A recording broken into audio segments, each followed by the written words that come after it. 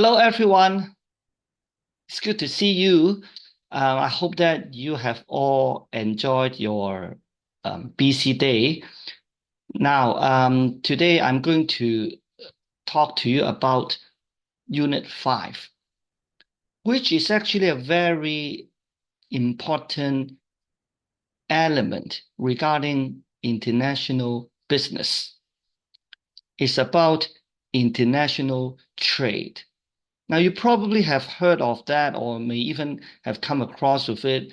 But today we're going to talk about the economic concept regarding international trade. So let's take a look of it. Uh, so I've already prepared the PowerPoint file for you. International trade theory. Now, why do we need to trade? Why do we need to trade?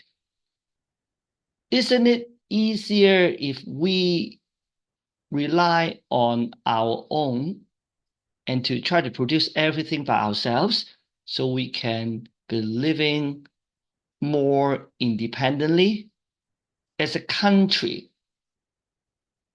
Isn't it good that we can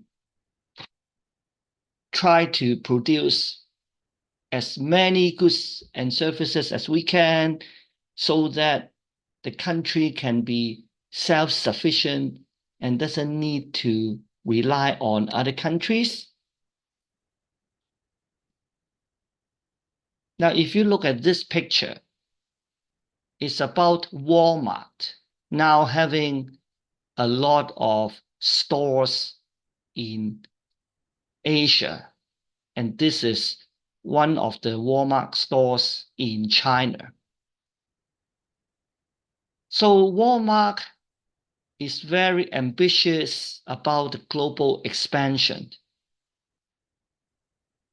Walmart sources inexpensive merchandise from low-cost production locations such as China, and it helps to promote international trade. Now, trade is not the only one way a company can get engaged with international business. There are actually three major approaches in order to enter a market.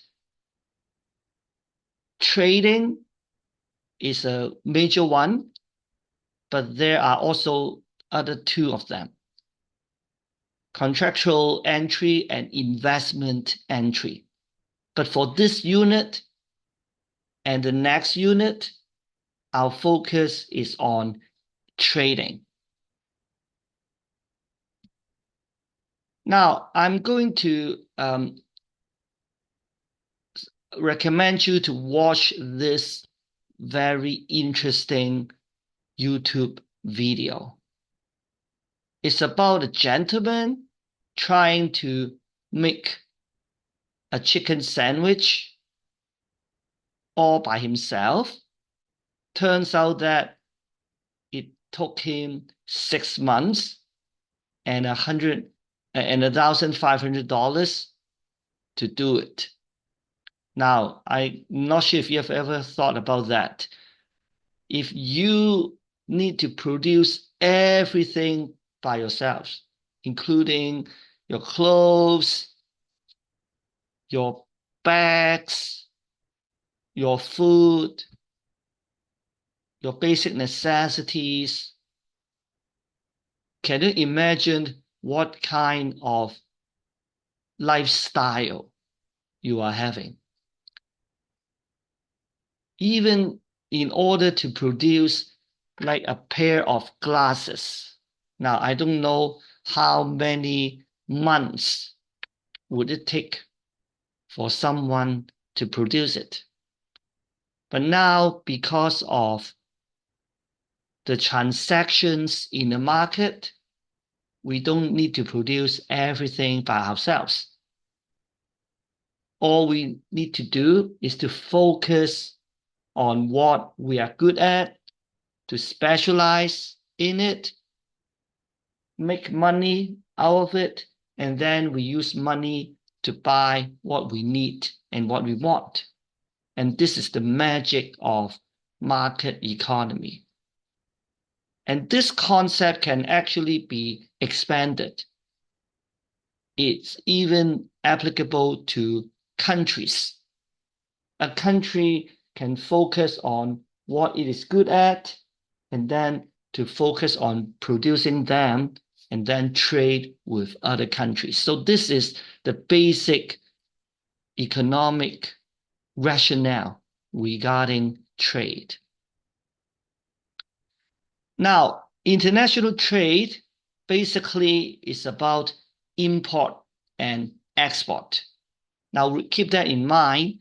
In order to calculate the balance of trade, it's always export minus import.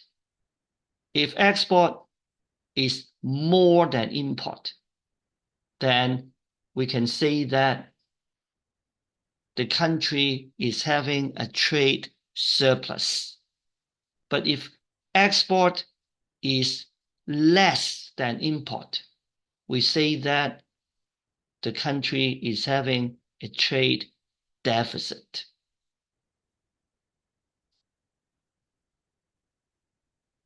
International trade allows consumers to have greater choice of goods and services, and is also an important engine to create jobs in different countries.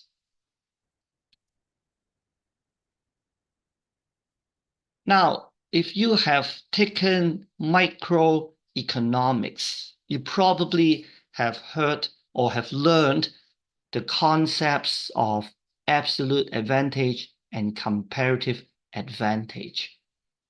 Now, basically, what it says is when one country is good at producing something and the other country is good at producing the other thing, then they should trade.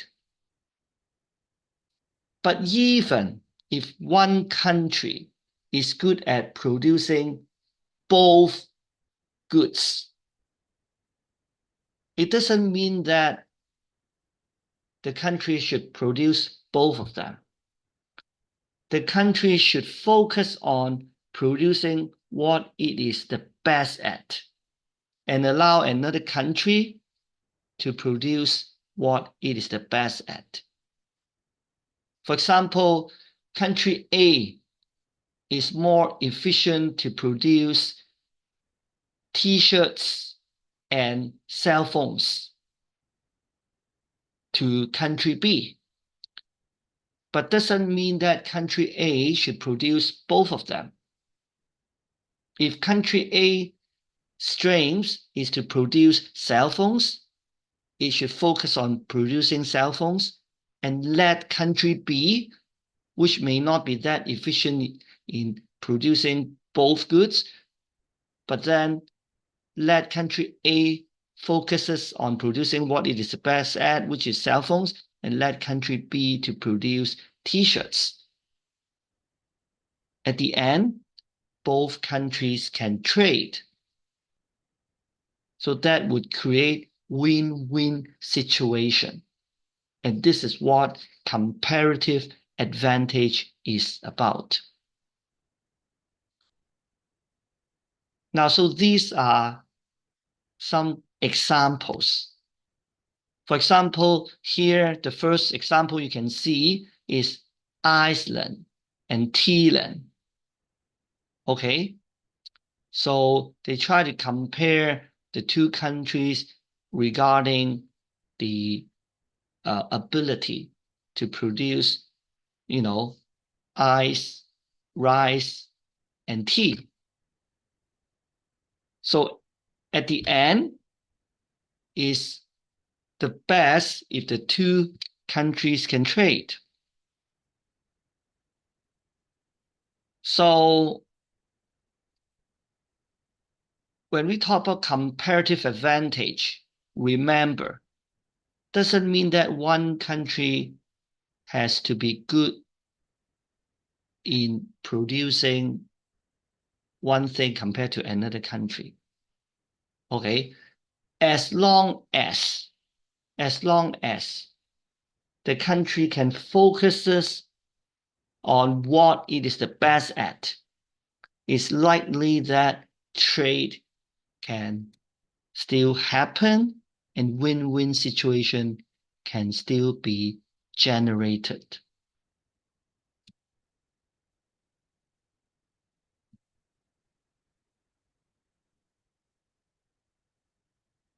But here are some assumptions and limitations regarding this economic concept.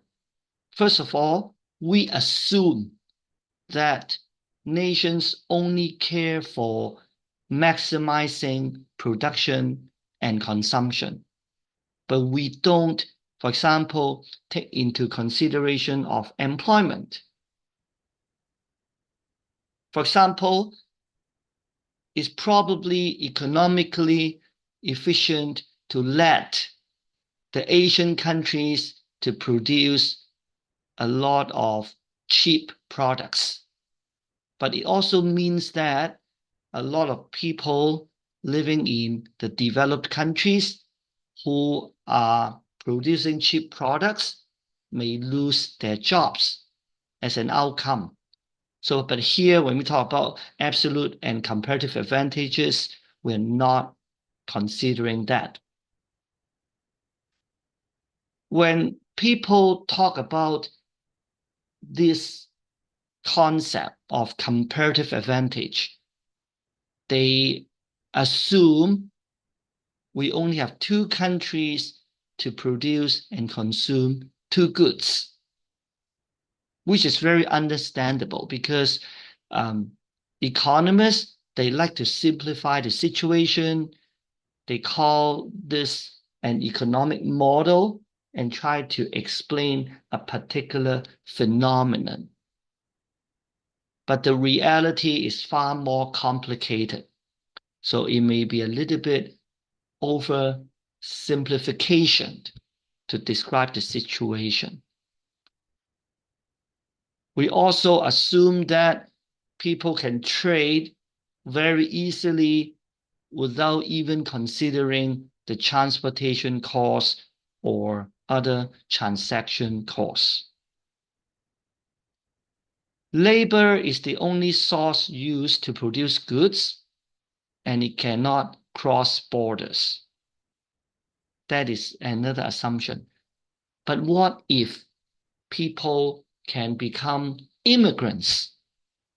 They may be good at producing something in the country, and then they can move to another country. Now that would totally change the advantage of a country.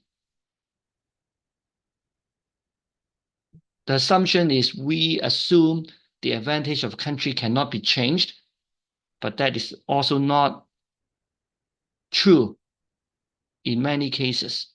As I've just said, immigration can change the advantage of a country. Technology, education can change the advantage of a country.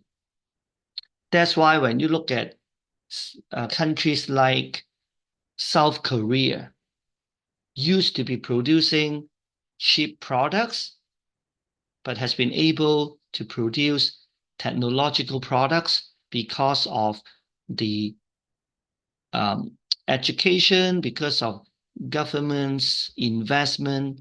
So the advantage of a country in reality can often be changed. Now, why do we see cars being made in Germany, Japan, South Korea, but are sold in United States, which United States is also a car manufacturing country? Now, isn't that a violation of what we call the comparative advantage? Supposedly, a country should produce one type of goods or certain type of goods that the country is good at and trade with one another. But in this case, we see that countries that are producing cars, but they are trading with one another in the market of cars. Why would that be the case?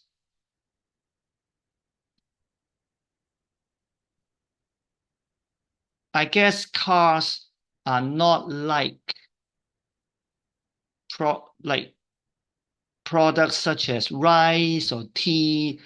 When we talk about cars, there are different types of cars. So Japan, for example, is famous for producing cars that tends to save oil and gas, that tends to be very efficient with a reasonable price, versus cars that are made in United States are usually famous for being very spacious inside and tend to be larger and so on. So even when we talk about car production, doesn't mean that they are necessarily identical. Now, how does a country possess the competitive advantage? It can be out of the factor conditions, natural resources, labor, capital. Think about countries like India and China having such a large population, so their advantage would be about cheap labor. The second factor may have to do with demand conditions. The people in that particular country like the product a lot. That actually gives the suppliers, the sellers, the producers, the incentive to focus on producing that kind of products. And turn out the country then develops the competitive advantage. It can be out of the related and supporting industries. For example, the semiconductor industry and software industry in United States.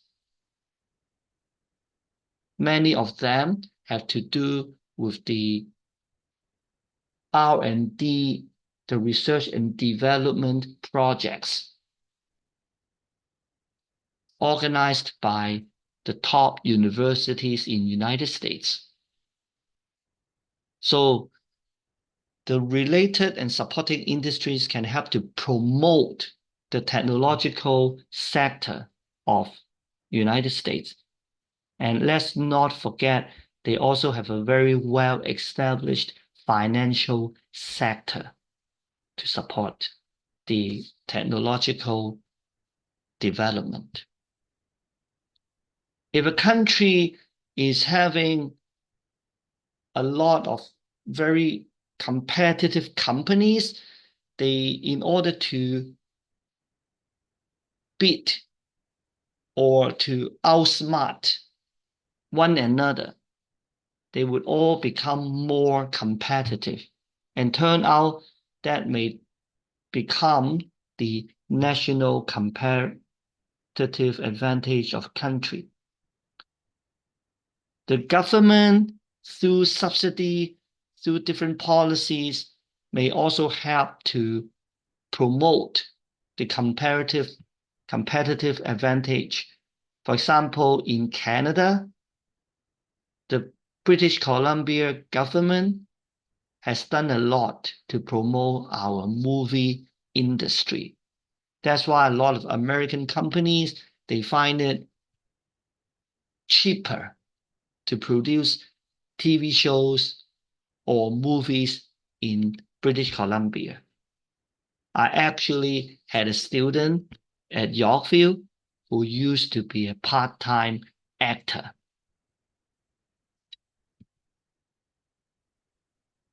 Now, some economists used to think that nations should aim to increase trade surplus. by encouraging exports and discouraging imports. But this kind of approach may actually bring upon retaliation by other countries and may hinder the development of international trade.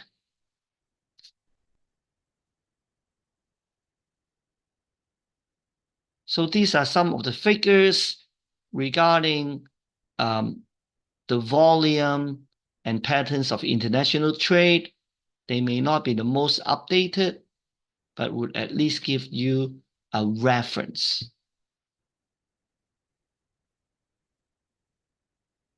Trade among most nations is characterized by a degree of interdependency. Trade dependency has been a blessing for many Central and Eastern European nations. The dangers of trade dependency become apparent when a nation experiences economic recession or political trouble. So you can imagine if some countries are very much dependent on each other, one of them is having a crisis, the rest of them may be affected in a negative way. So this is a very informative video about imports, exports, and exchange rates, and I strongly suggest you to watch it. So that's basically it for Unit 5. Please read the PowerPoint slides, watch the videos, and then I will post some tips about how to study for your midterm tests very soon. Thank you, and I'll see you next Monday. Bye-bye.